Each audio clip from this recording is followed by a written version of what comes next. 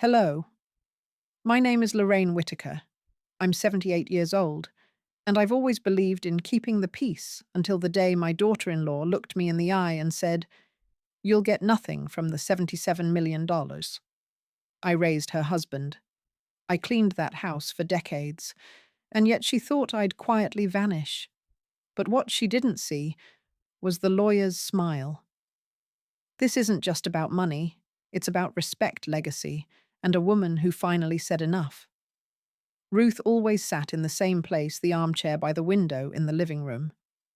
No one ever challenged her for it, not because it was her designated spot, but because no one else wanted it. The cushion had sagged in the middle.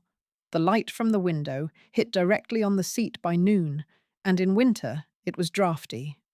But Ruth stayed there, her hands gripping the armrest like someone trying to hold on to something slowly slipping away. The rain outside was thin, misty early spring rain that left silver traces on the window glass. In the kitchen, the dishwasher hummed steadily. The television mumbled in the background some morning show with bright voices and canned laughter, but no one in the house was watching. Marlene moved around the kitchen with that smooth efficiency Ruth had grown used to. She wasn't unkind. In fact, Marlene was always polite, always correct. But it was the sort of politeness that ended with closed doors and carefully measured smiles. "That's all right," Ruth Marlene said, without turning just as Ruth reached for the teapot. "I've already made the organic chai Brian likes." Ruth drew her hand back slowly. I know. Thank you." Marlene's voice was gentle, dismissive. So Ruth sat. She watched the clouds hang low over the hedges. The garden used to bloom early back when Paul was alive. Daffodils had lined the stone path, and tiny purple crocuses peeked through the grass. Now the soil looked tired, unmotivated. Footsteps thundered down the stairs. Brian appeared, adjusting his tie while checking the time on his phone. "Hey, Ma," he said, passing through the living room. "Just a quick heads up. I'll be out of town Monday through Thursday next week. Do you need me to? I'll send over Jessica. She's great with the kids." He didn't stop walking. "Oh, and maybe we can do that lunch I promised." "Yeah, next Friday." Ruth looked up, hopeful. That would be. But Marlene turned around from the sink just then and met Brian's eyes with a flick of her brow. It lasted less than a second. Then she smiled as if nothing had passed between them. Ruth watched her son hesitate just slightly before grabbing his keys. "Right. Next Friday, then. Gotta run." The front door closed. The television kept talking. Marlene poured herself a cup of tea. The silence stretched between them like the grey sky outside. "Do you want some?" she asked. Ruth shook her head. "No, thank you." There was no invitation to join her at the kitchen table. Marlene walked away, leaving Ruth in the living room alone. She leaned back in her chair, eyes drifting to the worn knit scarf draped over the seat's back. Paul's scarf. She hadn't moved it since the day they brought her home from the funeral. No one had touched it. No one had asked. Outside, a gust of wind carried a few leaves across the window pane. Ruth followed them with her eyes, then lowered her gaze to the yard. No blooms, just patches of dormant earth like memories gone brittle with time. She looked around the living room. Everything was in its place, yet nothing was hers. With a soft breath, she turned her head back to the window. Her voice was barely audible. "Paul, I'm disappearing in my own house." Ruth held the blue ballpoint pen delicately between her fingers. She hovered over the notepad stuck to the fridge with a ceramic fruit magnet. Her hand trembled just slightly as she began to write walnut loaf, Paul's favorite. "Let me take care of that," Marlene said sharply, her hand swooping in to snatch the pen away before Ruth could finish the first word. Ruth blinked. "I just thought it's fine. I've already started the list." Marlene gave her a quick, bright smile. And Brian's cutting down on sugars. No more nut bread, remember. The pen was gone. The moment had passed.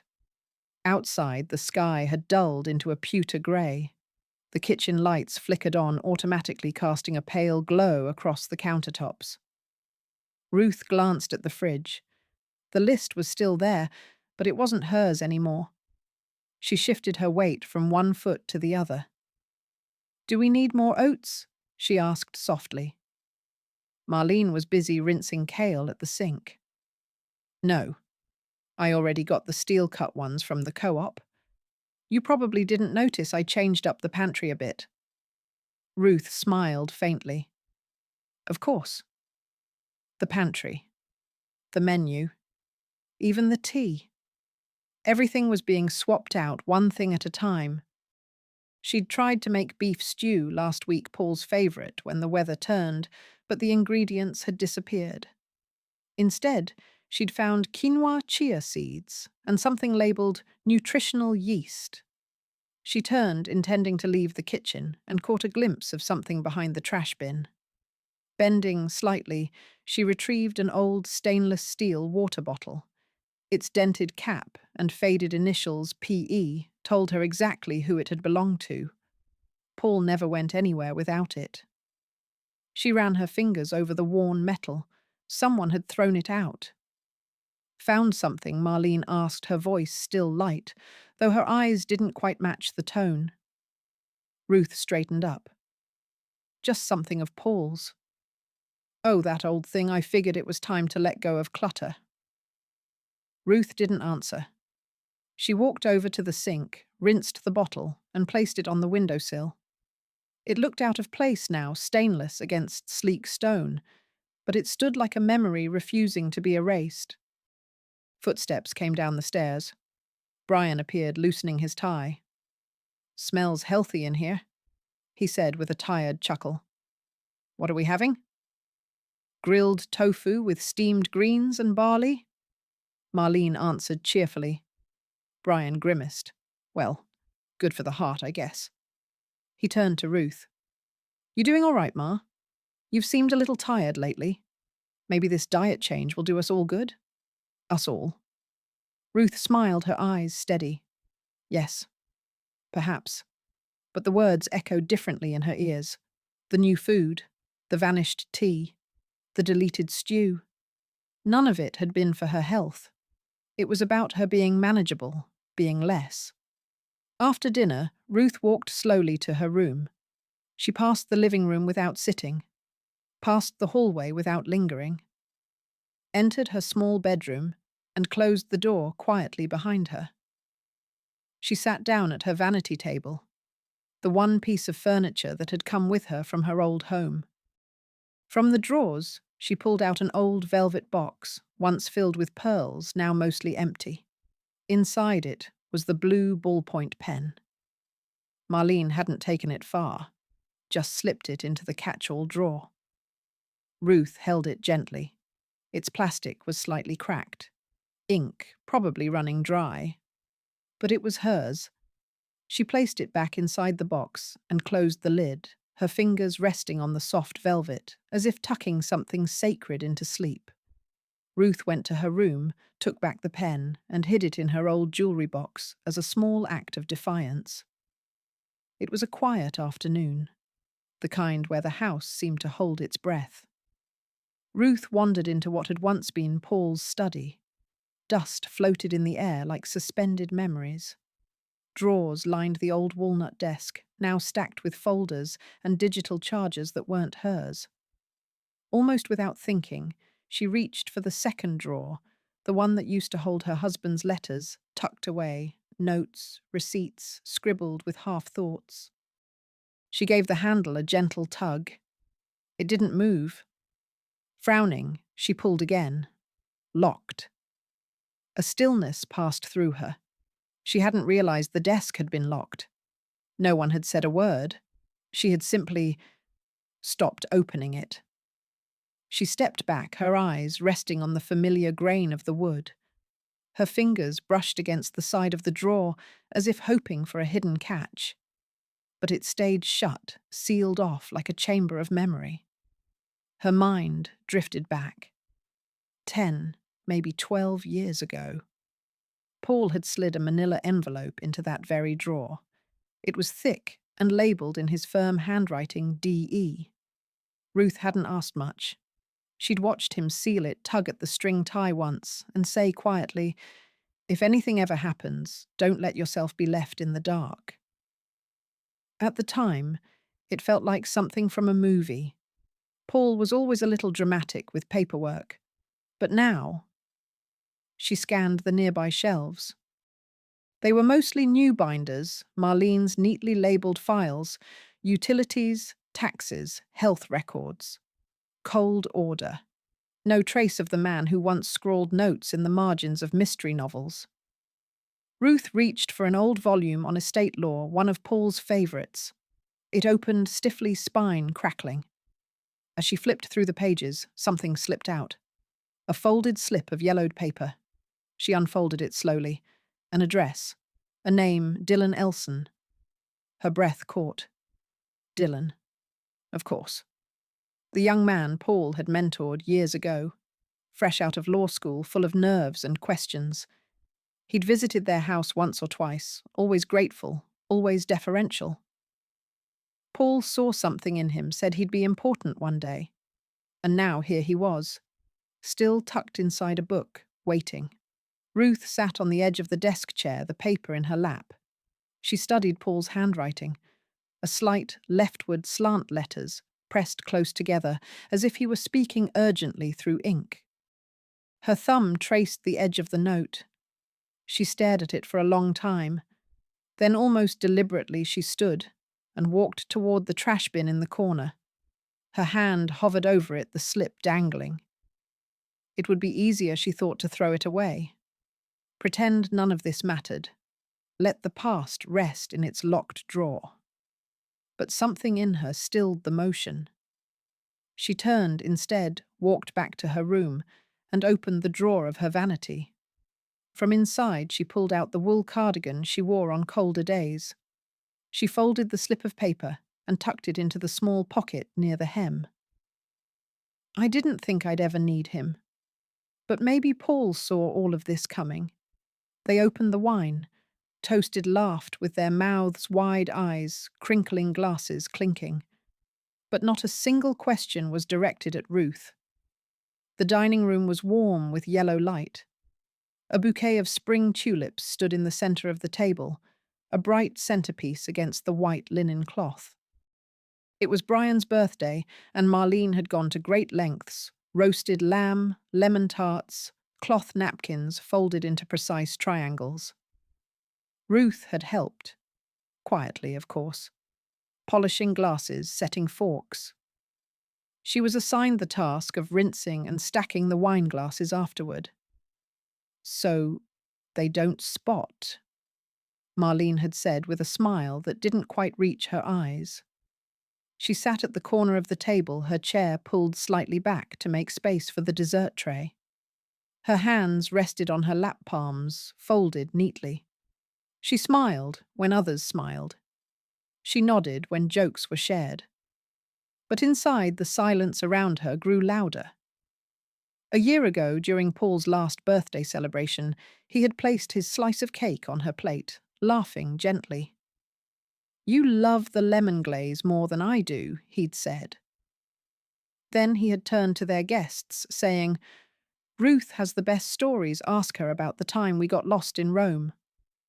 Now Ruth simply chewed her vegetables, slowly, carefully. She wasn't asked for stories. No one leaned in to hear her speak. Marlene was animated tonight. She talked about her department at the firm, some reshuffling, a new promotion in sight. Brian nodded sometimes, interjecting with his usual half-thought-out observations. Even their daughter Ellie chimed in about her dance rehearsal, and Ruth smiled at the little girl's enthusiasm. Then Brian paused, lifting a forkful of tart. "Hey, Mum, do you remember this dessert? Didn't you used to make it?" Ruth's mouth opened, just slightly surprised to be addressed, but Marlene spoke over her before she could answer.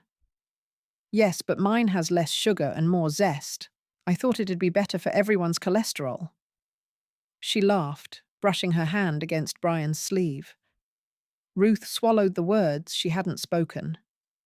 Later, after the plates were cleared and the soft hum of dishwasher filled the kitchen, Ruth stepped out the back door with the trash bag. The night air was sharp and still smelled faintly of rain. Her slippers padded across the patio stones. The garden, which she used to prune with Paul, was overgrown.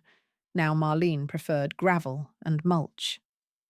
As she lifted the bin lid, a soft voice called out, "Ruth." She turned. Florence from next door stood among her flower beds with a small watering can in one hand. Her robe was open over her dress, and the porch light behind her cast a glow around her grey curls. "Oh, hello," Ruth said softly. Florence smiled, but it wasn't her usual breezy one. She stepped a little closer, lowering her voice. "I've meant to say, I've noticed something odd." Ruth tilted her head. "I often hear Marlene out here." She steps out back, phone in hand, whispering, pacing. She always stops when she sees me watching. It's probably nothing, but it's happened too many times. Ruth stared at her, trying to read whether this was idle gossip or something heavier. Florence nodded more seriously now. "I just thought, you should know." Ruth gave a polite thank you and turned back toward the house, her feet suddenly heavy. Inside, through the window, she could see the dining room aglow. Brian and Marlene sat on the couch, scrolling their phones. Ellie was picking at leftover cake. The scene looked perfect from out here, framed like a painting. But something in her gut twisted. Ruth froze, staring back at the glowing house. There's something off. 3 days after the dizzy spell, Ruth was already home, even though the doctor had once said she needs at least another 48 hours of monitoring. The sun blazed overhead as the car pulled into the driveway. Ruth stepped out slowly, one hand on the car door, the other gripping the edge of her handbag as though it might steady her. The warmth of the early spring day clashed with the cold flutter in her chest. Brian opened the front door and gestured for her to go ahead. "Take it slow, Mum." Inside, the house smelled faintly of furniture polish and something floral. Marlene had set a clean sheet on the couch and arranged 2 cushions neatly. "It's easier here," she said, with a light chuckle. "Hospitals are dreadful for recovery. You'll feel more relaxed." Ruth didn't answer. Her feet moved across the floor like they remembered where to go, but everything felt subtly off. The walls hadn't changed, but they looked closer somehow. The air hung heavier. She stepped into her room and paused. On the nightstand, the photo frame of Paul, her favorite one where he smiled just a little, not too posed, was turned face down. She stared at it for several seconds before reaching out with trembling fingers to write it. His eyes, finally meeting hers again, seemed to ask a question she couldn't answer. "I didn't feel ready," she had told Brian at the hospital. Her voice was firm, despite the IV drip and pale skin. "I still feel off balance." He had glanced at his phone and said, "Marlene says you're doing better. It's just a precaution, Mum." Now she was home, and no one asked how she really felt. She shuffled into the kitchen, drawn by habit more than appetite. Her instinct told her to prepare something gentle, oatmeal perhaps. She found the pot, filled it halfway with water, and was just reaching for the rice when Marlene appeared behind her. "Me ngi jihong kan lamgi jau." Marlene's voice was sweet, but it left no room for argument. She took the pot from Ruth's hand and set it back on the stove. "I already made some broth. Just heat it when you're hungry." Ruth smiled faintly and nodded, retreating toward her room. She sat on the edge of her bed and reached for the drawer in her side table, the one where she kept old prescriptions and medical receipts. She had asked Dr. Havers for a review during her last visit, but the hospital had assigned a different physician when she fainted. Now tucked among familiar pill packets, she found a slip of paper folded in thirds, a prescription. The name wasn't Havers. It read, Dr. Eliza Crane. She didn't recognize it. Her eyes scanned downward. Dosage, instructions, and at the bottom, an elegant looping signature. But what made her heart catch was the date 1 week prior to her hospitalization. That couldn't be. She hadn't seen any doctor then. In fact, she had stayed in bed that entire week, barely leaving the house. Her fingers trembled. She reached for the file folder where Brian kept health admin items neatly labeled in blue ink. Inside, she found hospital discharge papers, a generic checklist of recovery suggestions. No detailed chart, no notes from Dr. Havers. She sat back, feeling the slight ache in her lower spine pulse against the mattress. Slowly, she brought the prescription closer, studying every loop and stroke of the unfamiliar signature. Then her gaze shifted to the photo of Paul on the nightstand. His smile remained quiet and constant. But she couldn't stop the thought from surfacing. Why were they in such a rush to bring her home? And who signed that prescription, if it wasn't her doctor?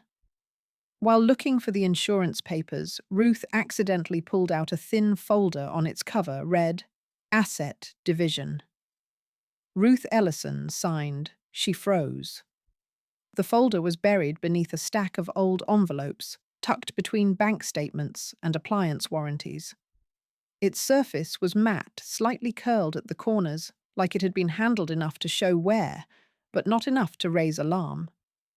Her fingers hovered over the edge before she finally opened it.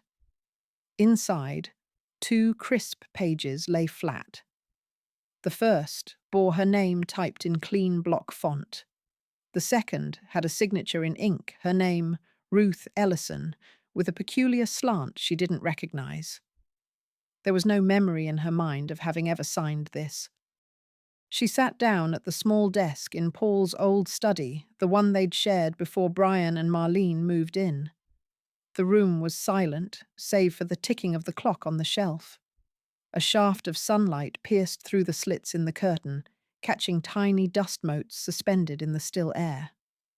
Ruth laid the document flat. She reached into the drawer and took out her notepad, the same one she used when jotting grocery lists or crossword answers. She slowly signed her name, Ruth Ellison. Then again, and again. Each time the loop at the end of the H curled softly habitually like it always had. A gentle curve to the right, her own unthinking rhythm. She held the document next to her signatures. The one in the folder ended sharply. No curve. A cold, straight line that seemed final, unlike anything she'd ever written. Paul's voice came back to her then low and certain, like a distant wind through memory. If you ever need to protect yourself, rely on handwriting. Machines lie. People lie. But your hand, that's harder to fake. Her breath trembled. She flipped through the folder again. Attached was a summary of asset division, stamped and supposedly notarized. According to it, she had agreed to release all claim over jointly owned property and transferred decision-making powers regarding financial matters to her son. She pressed a palm to her chest. No one had asked her. No one had even shown her this. She rose and walked toward the shelf by the wall. Behind a row of Paul's legal books, contracts estate law, end-of-life planning. She found an older folder nearly hidden. She slid it out with care. Inside was a copy of Paul's original testament, one they had drafted together years ago. She unfolded the yellowing paper, and there it was in Paul's sharp-angled handwriting. In the event of my passing, I divide all assets equally between my wife, Ruth Ellison, and my son, Brian Ellison. No amendments, no conditions, no transfers. Tears didn't come. Only a tightening in her jaw and a clarity that hadn't settled in years. She returned to the desk, laid both documents side by side, the forged version and Paul's original. The room seemed to hold its breath with her. Her hands shook slightly, but her eyes shone. "Paul," she whispered, "I see it now. They're quietly erasing me from your life." Ruth had never locked her bedroom door until this morning when she dialed the handwritten number, Dillon, law office. She sat on the edge of the bed, the phone pressed gently to her ear, her free hand clutching the edge of her cardigan. The room was quiet, but for the hum of distant traffic and the soft clicking of the baseboard heater. Outside the window, a thin fog clung to the trees, blurring the line between branches and sky. The digits trembled slightly beneath her fingers as she pressed them. Each beep of the keypad felt like a step she wasn't sure she had the strength to take. But she took it anyway. One ring. Two. "Dillon Markham, Legal Services," a voice answered. She swallowed. "Hello? This is Ruth Ellison? I'm Paul's wife." A pause, then a quiet shift in tone. "Mrs. Ellison. Ah, yes, I remember. It's been a while." She nodded, though he couldn't see. "Paul once told me, if something ever didn't feel right, I should call you." His voice lowered, more careful now. "What's going on, Mrs. Ellison?" She looked toward the door, then leaned slightly forward. "There's a document. About assets. I didn't sign it, but it says I did. Does anyone know you're calling me?" Ruth paused, then answered with her first real lie in years. "No." Her voice didn't waver. It surprised her. She heard Dillon inhale slowly. "Can you bring the document somewhere outside the house?" "There's a bookstore," she said. "Paul had a stake in it years ago, the old one on Briar Street." "Yes," Dillon replied immediately. "I know it. Meet me there tomorrow morning, 10 o'clock. "Yes." She wanted to thank him, to explain more, but something inside urged her to keep it short. Quiet. Contained. "Thank you," she whispered, and ended the call. Her hand remained clenched around the phone long after the line went dead. She closed her eyes. Just for a second. The act of calling had cost her more than energy. It had cost her a piece of the stillness she had clung to for years. But in that quiet, she also felt something new, something like a flicker of control. She stood across the room and turned the brass lock with a soft click. Then she opened the door. And there stood Marlene, smiling gently. "Need anything, Ma?" Inside the small bookstore, Ruth found a worn blue notebook, tucked exactly where Paul had said it would be. The second shelf. Just behind the old Russian novel with the faded red spine.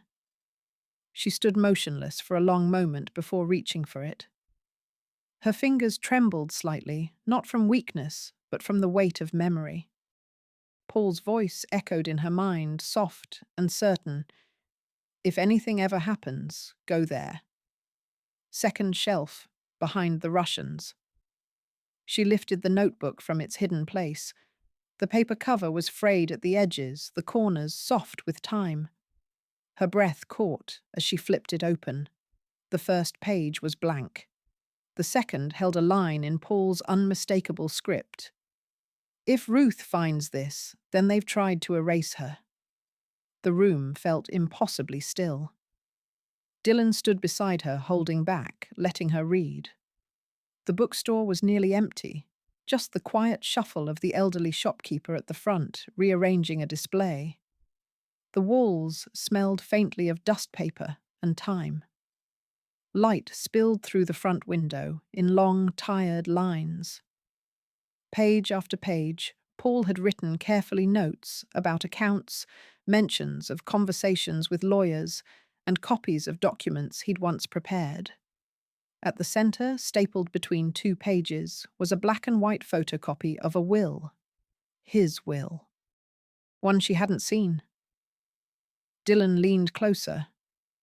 There's a thumbprint, he said softly, pointing near the bottom. That's Paul's signature, and a notary seal. It looks real. Ruth could barely respond. Her eyes were fixed on the familiar curves of Paul's handwriting. She ran her thumb gently over the lines, almost as if she could feel him again through the paper. She turned to the final page. There was a small photograph slipped between the last leaf and the cover. A younger Paul, smiling, standing beside Dylan, both of them in suits, outside the very bookstore they now stood in. On the back, a few words in Paul's writing.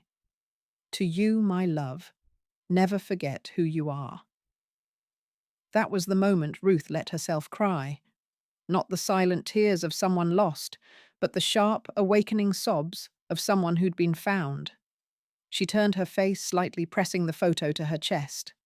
Her shoulders shook once, then stilled. Dylan said nothing. He simply stood with her the way Paul might have. A minute passed, maybe 2. Then Ruth stepped back, wiping her cheeks. Her voice, when she spoke, was quieter, but also deeper, stronger. Can I? She said. Holding the photo tightly, can I reclaim the part of my life they cut away? Dylan met her eyes. Yes, he said. We start now. Marlene placed the teacup in front of Ruth, just as she did every morning. But today, Ruth didn't drink.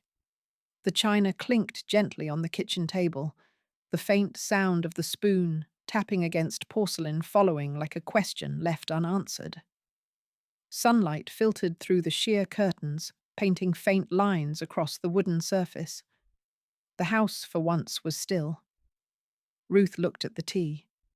The scent was familiar, herbal, subtle, never her favorite. She didn't move. Marlene stood near the stove, wiping her hands on a dish towel. After a pause, she turned and tilted her head. Not feeling well, Mom? She asked lightly. Ruth kept her eyes on the cup. Then she lifted her chin and spoke, her voice soft but firm. I just want to drink what I like. Marlene blinked. Of course, she said with a smile too quick to be warm. You should have said something. I just did. The moment passed like a shift in wind, nothing obvious, but something real. Marlene turned back to the sink, but Ruth saw her shoulders tighten ever so slightly. Brian wandered in, soon after grabbed a piece of toast, kissed his wife's cheek, and muttered something about emails. He didn't notice the untouched cup. He didn't notice much at all. Ruth stood. She walked slowly to her room and closed the door behind her. Not locked this time, just closed. She picked up the phone. Dylan answered on the second ring. Ruth. I have something to tell you, she said without preamble. I didn't drink the tea. A pause, then a quiet chuckle. That's a start. His voice turned more serious. We ran the documents through a handwriting analyst. It's not your signature. The looped R, yours, always curls right. This one doesn't. It's forged. Ruth exhaled slow and deep. But there's a problem, Dylan continued. Without the original, we have no proof of tampering. It's their word against yours. Silence stretched. Then Ruth said almost to herself, I think I know where it might be. That night, the house hummed with its usual quiet sounds, the distant murmur of television, the ticking of the hallway clock, Marlene's measured footsteps. In her room, Ruth pulled the wedding photo down from the wall. She'd passed it every day for decades, Paul in his grey suit, her younger self in lace, both smiling like they had the whole world ahead. She turned the frame over. Her fingers worked slowly, gently, prying at the backing, loosening the edges, careful not to damage the photo. Inside, taped flat against the back, was a cream-coloured envelope. Old, but unmarked by time. Her name written on it in Paul's familiar script. She held it for a long moment, fingertips pressed to the ink, as if trying to bridge the distance between now and then. She did not open it yet, just held it. Without a word of explanation, Ruth placed the thick envelope into Dylan's hand and gave a small nod. Only open it when you're sure no one's watching. They sat on separate ends of the wooden bench, the early morning fog settling gently over the quiet park. The grass shimmered with dew, and the air carried that faint metallic chill only springtime could offer. The street nearby was still asleep. Dylan took the envelope with both hands, sensing its weight not just in paper, but in meaning. Ruth didn't speak right away. She gazed out at the fountain in the center of the park, its water still not yet awakened for the day. Paul wrote a will, she said finally, in his own hand. He never told anyone but me, not even Brian. Dylan's eyebrows lifted, but he didn't interrupt. Ruth's voice remained soft, even. He said, "If something ever went wrong, if I felt I was being erased, then I was to find it and give it to someone who could use it properly." Dylan looked down at the envelope. His fingers traced the edges. Florence passed by in the distance, her small terrier tugging at the leash. She saw Ruth gave a knowing nod and kept walking without a word. Ruth watched her go. "She's seen more than anyone realizes," Ruth murmured. Dylan opened the envelope with care. Inside were 3 items. A handwritten will dated 7 years ago in Paul's elegant slant. A photograph from their wedding, with Paul's note on the back, "To the woman who still has my name, and all that comes with it." And most importantly, a copy of a joint savings account document Paul and Ruth as co-owners. He skimmed the will. Paul's wishes were clear. Ruth was to retain half of all assets, including the house and personal savings. Any future alterations, it said, must include her explicit consent in writing. Dylan looked up. "If this hasn't been destroyed or replaced officially, it invalidates any later documents they've filed, especially if they relied on forged signatures." Ruth nodded slowly. "Then that's what they did, didn't they?" "I'll need to verify it," Dylan said. "But this changes everything." Ruth stood. She tucked her gloves into her coat pocket and looked toward the playground at the edge of the park. A young child was swinging laughter echoing faintly. "I don't need to win," she said, turning back to Dylan. "I just want them to know I was never silent." With that, she walked away, her steps measured and firm. The fog parted slightly as she moved, and the bench behind her now held the possibility of something else, not just memory, but momentum. That evening, the family gathered around the dinner table. The dishes were simple grilled chicken-roasted vegetables and a bowl of steamed rice. The warm yellow light overhead glowed softly, casting faint shadows on the walls. Ruth sat at her usual spot, her hands folded gently on her lap. She didn't speak, not once. But this time her silence wasn't passive. It wasn't the silence of being forgotten. It was the silence of someone who had learned to see everything and who had chosen now to let others feel the weight of their own noise. Brian rambled on about work, about new expenses, about his car needing repairs. His voice bounced from topic to topic, but he kept glancing toward his mother. Marlene smiled at intervals, offering small laughs where appropriate, but her eyes kept flickering to Ruth as well, as if the older woman's stillness had taken up too much space at the table. It wasn't like before. Before, Ruth's silence had blended in harmless, ignorable. Tonight, it was a presence. When Marlene passed the water jug, Ruth didn't reach out. She just looked at it, looked at Marlene, and then turned her eyes to Brian. The silence pressed in like thick fog. "Me kogi mon chia sekong." Marlene asked carefully light. Ruth turned her head unhurried and met her daughter-in-law's eyes. "I'm just thinking," she said, her voice even about assets. The clink of silver against ceramic broke the air as Marlene dropped her spoon. It clattered and spun before settling on the tile. Brian looked between them. I didn't mean anything specific, Ruth added gently. Just that. It's an interesting thing. What we build, what we give, what we assume will stay ours. Nobody said anything after that. Ruth finished her meal slowly. She dabbed her mouth with her napkin. Then, in a motion, as calm as if she were rising to water the plants, she stood up. I'll be away for a few days, she announced. There was no apology, no request for permission. Just a statement, clean and quiet, like the closing of a well-written chapter. Brian looked up, his brow furrowed. Where are you going, Mum? Ruth paused at the foot of the stairs, her hands already gripping the railing. To a place, she said, looking over her shoulder, where I don't have to say thank you just to exist. She walked upstairs. That night, Ruth pulled her small suitcase from the closet, the one she hadn't used since Paul passed. It still smelled faintly of lavender and old wood.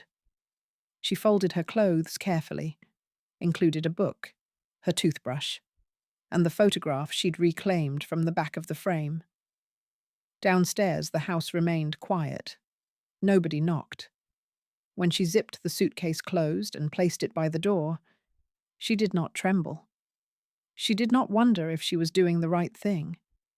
She simply turned off the hallway light and went to bed, knowing that by morning the balance would have shifted just enough. Ruth had never heard Florence cry. Not once, not in all the years of neighbourly waves, quiet gardening, and cautious conversations over the fence. But that afternoon, beneath the old wooden awning of Florence's porch, with the weak autumn sun spilling through the dusty glass and a pot of tea gone cold between them, Ruth did. It started as a sigh, then a stifled breath, and finally, the sound of something long held cracking open. Florence wiped her cheek quickly with a sleeve, looking down at her lap, as if ashamed. I didn't know, Ruth. I swear to you, I didn't know what I was signing. Ruth said nothing. Her hands cupped the warm ceramic of her untouched tea. She waited. Florence rose, walked to a small cabinet, and opened a tin labelled chai spice. Inside, beneath a few scattered tea bags, was a folded piece of paper. She brought it to the table and set it down with trembling fingers. I kept this. I don't know why. Maybe because something inside me said it wasn't right, that someday you'd need to know. Ruth unfolded the page. It was a photocopy, slightly faded, but legible. A property transfer form. The names neatly printed. Marlene's signature, Brian's, and Florence's in the corner as a witness. It was 2 months after Paul passed, Florence said. Marlene showed up with this form, said it was for a life insurance claim, that she just needed a quick signature to make Ruth feel more secure. She laughed like it was nothing. Ruth's eyes didn't leave the paper. Her lips were a thin line. She said Florence continued, her voice quaking, "You know how older people get when they worry about being taken care of. Just need the right paperwork." She covered her face for a moment, then dropped her hands. I didn't question it. I didn't read it. I just signed. The birds outside chirped faintly. A leaf fluttered down and landed on the window ledge. The silence stretched, not heavy, but full. Finally, Ruth looked up. "It's not your fault," she said softly. "The fault lies in those who use trust as a weapon, who take good people and make them accomplices without their knowing." Florence nodded, tears slipping freely now. "Still? I should have known better." Ruth touched her hand, a quiet, steady grip. "You know now," she said. "That matters." Florence stood again, returning with an envelope. "There's more. I made a copy. I didn't tell Marlene. I felt I needed to keep something." Inside were 2 more pages, a scanned image of a second document, one Ruth didn't recognize. This one I didn't sign, Florence said quickly. But my name is printed on it again, as if I did. Ruth's stomach turned. Her eyes scanned the lines. They're not just erasing you, Florence whispered. They're scripting a version of you that never existed. Ruth folded the documents and slid them into her handbag. She stood buttoning her coat. I don't know what comes next, she said, but this gives me more than I had this morning. As she stepped down the porch stairs, her shadow long in the amber light, Florence called out, Ruth. She turned. I'll testify. If you need me, I'll be there. I won't let anyone erase you from your own life again. Ruth didn't speak, but the way her eyes shone clear, steady and unafraid, said everything. Ruth stepped through the doors of the county courthouse, and her feet felt lighter than they had in 40 years. The morning air was cool and dry, the kind that made everything seem sharper, clearer. Inside the hallways were quiet, lined with faded posters about legal aid and rights of access, but Ruth hardly noticed them. Each step echoed with purpose. She wasn't here to watch, to be overlooked, or to endure. She was here to act. Dylan waited near the filing office, a neat leather folder tucked under his arm. He gave her a small nod, no words needed. Beside him, Florence adjusted her scarf nervously, but stood tall. The clerk at the window was young, with a tight bun and a pressed blazer. She looked up as Ruth approached. Good morning, Ruth said, calm and composed. I'm here to file a petition regarding estate probate along with supporting documentation. She handed over the envelope. The clerk flipped through it, her expression neutral at first, then slowly changing as she registered the contents an original handwritten will with verifiable signatures, a typed affidavit from Paul's former attorney confirming the document's legitimacy, and a signed statement from Florence detailing her unknowing role in the forged transfer documents. Dylan added the final piece, a notarized report from the bank confirming a joint savings account under Paul and Ruth's names had been closed just days after Paul's death, with no notice given to Ruth. The clerk looked up this time with a trace of respect. You'll receive a formal notice with the hearing date. Given the nature of these materials, I expect it won't be long. She stamped the forms, filed them away, and gave Ruth a receipt. Outside, the sun had climbed higher, filtering gently through the leaves. Florence walked beside Ruth down the courthouse steps, her voice soft but sure. If Paul could see today, he'd know you're stronger now than you ever were when he was alive. Ruth didn't answer immediately. She simply looked ahead to the open path beyond the courthouse to the years that still remained. She wasn't just surviving anymore. That afternoon, miles away, Marlene opened her mailbox and pulled out a thick, official envelope. The seal was sharp. Her fingers tore it quickly, assuming it was something mundane until her eyes caught the embossed name of the court. Inside was a summons, a hearing date, a list of filed items. And at the bottom, on a small note clipped to the front, was a single sentence written in Ruth's unmistakable cursive.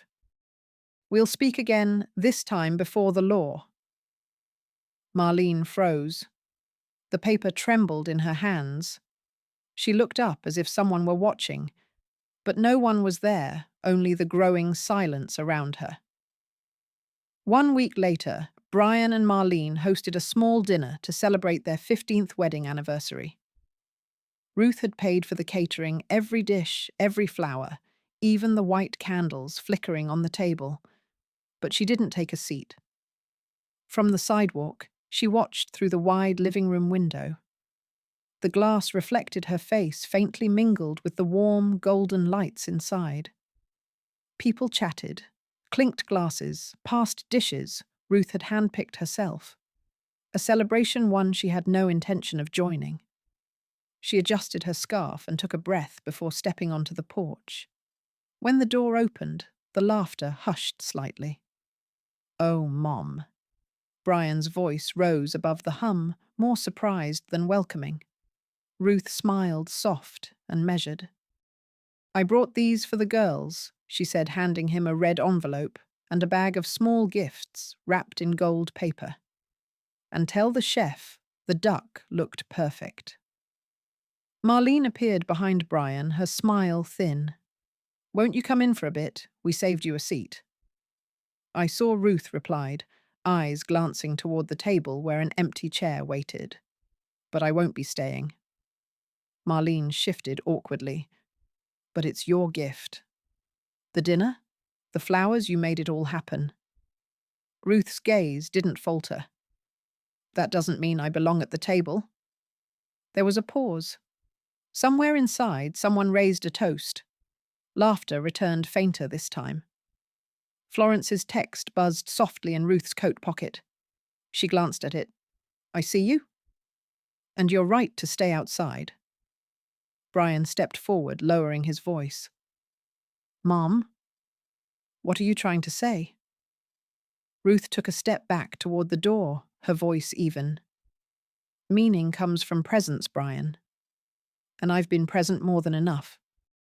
She looked past him toward the glowing room she once called home. Now it's time to let absence speak. She turned and walked down the steps, slowly, deliberately. The cold evening air wrapped around her shoulders, but her steps were steady. Inside the house, someone called Marlene's name. Someone else passed a plate of dessert. But the dining room had changed. The chair meant for Ruth remained empty, untouched. Brian stood still beside it. Marlene glanced toward the window, then quickly away. And though the lights still glowed and the laughter returned, each person at that table in their own way noticed the same thing. She was gone. And yet, they couldn't stop watching her leave. Ruth Ellen Hargrove. The name cut through the low hum of the courthouse waiting room. Ruth stood, her fingers curled around the handle of Paul's old leather satchel. The rain outside tapped gently on the glass as she followed the court officer toward the hearing room. She wore her grey coat worn at the sleeves, soft at the shoulders. It wasn't new, but it was hers. And today, that mattered. Dylan walked quietly beside her, carrying a thin folder. Neither of them spoke.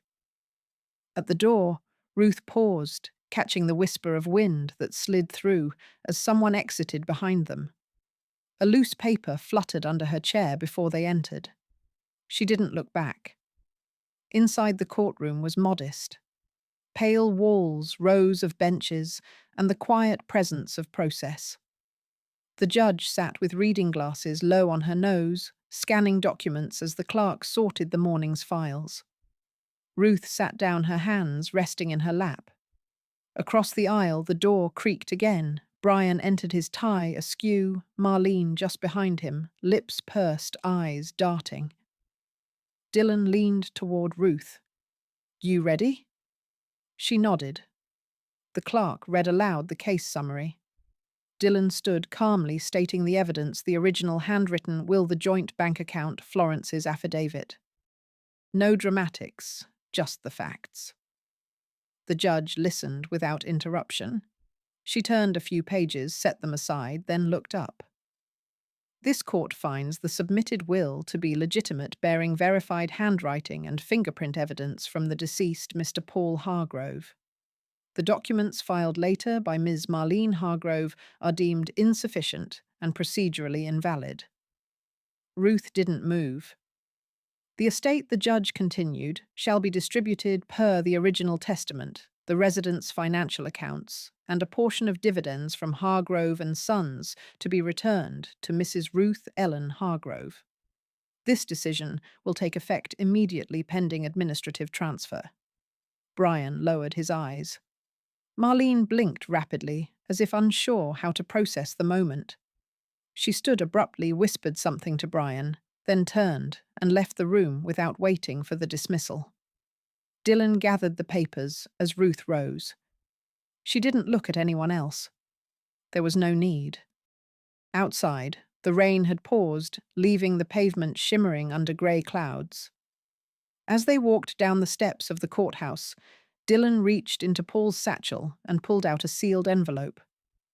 "I wasn't sure when the right time was," he said, placing it gently into Ruth's palm. "Paul left this with me years ago, told me to hold on to it until everything was certain." Ruth hesitated, then nodded, slipping her finger beneath the seal. The letter inside was brief, written in Paul's steady hand. "My Ruth, if you're reading this, then the quiet fight is over. I always feared they'd try to erase you little by little because some people believe loyalty is silent, but I never did. I know you. I know you never needed a crowd to be brave. You've always stood taller than anyone ever noticed. I believe you'll find your way back not just to the truth, but to yourself. I just wish I could be there to watch. You've survived every winter, Ruth. This one too. With all my love. Paul." The ink was slightly smudged at the corner, as if someone else had once held it too long in their hands. Ruth looked up, her eyes damp, not from the rain, but something softer. She didn't say anything at first. Then as Dylan opened the car door, she turned slightly, the faintest smile on her lips. "I think she said he'd be proud I didn't let silence win." 3 months later, the back garden bloomed with violet flowers, the same kind Paul had planted the year they moved in. Ruth stood among them, watering can in hand, wearing the soft wool dress Paul had once given her for her birthday. The sleeves hung a little looser now, but the fabric still held warmth in ways no season could erase. The house, once echoing with absence, now carried the scent of baked bread and open windows. Ruth had fixed the shutters, painted the front door a quiet blue, and left the old kitchen just as it was. Each morning, light poured in through the new linen curtains, brushing gently against the floorboards like an invitation to begin again. That morning, her 2 grandchildren ran through the yard with paper crowns and chocolate-stained fingers. They brought cinnamon buns in a paper bag, still warm. Ruth smiled, offered them milk, and told them about the summer Paul once tried to build a treehouse that leaned too far left. "Your grandfather?" She laughed, believed anything was possible with the right nails. Later, after the children had gone, Ruth sat by the window sorting a wooden box. Inside were photos, one of her and Paul on the ferry, another of Brian as a boy asleep in her arms. Beneath them, carefully wrapped in parchment, lay the new deed to the house, a letter of instruction, and a note addressed to each child. The cover read simply, "For the ones who see beyond noise." She placed the box back on the shelf, beside a lavender-scented candle. That evening she lit a sandalwood taper, Paul's favourite, and let the soft aroma fill the room. Outside, the garden breathed in dusk petals curling inward like folded hands. Ruth turned off the last lamp, then stepped onto the small balcony. The wind was gentle. She looked up at the stars, not for signs, but for space. "I was never erased," she whispered. "I never was." As she stood in the hush of her own presence, a faint rustle echoed behind her. A slip of paper had fallen from the bookshelf, gliding onto the floor. She bent to pick it up. It was yellowed with time, Paul's handwriting unmistakable. To Ruth, the woman who never asked for more but gave more than I deserved. She held it for a moment, not pressing it to her chest, not weeping, just holding. The wind picked up slightly, stirring the violet petals in the garden below, and for the first time in a long while, Ruth felt that everything finally had returned to its rightful place. Even the quietest gardens can bloom again, especially when the truth is finally allowed to take root. Ruth never raised her voice, but every silent step she took dismantled the world built on deceit around her. Justice may arrive late, but it resonates like the final chord of a long-forgotten melody. Sometimes it only takes one woman standing tall to end years of erasure. If this story moved, you don't forget to like, share, and subscribe to Heavy Stories for more powerful family dramas. And in the comments, tell us how this story made you feel.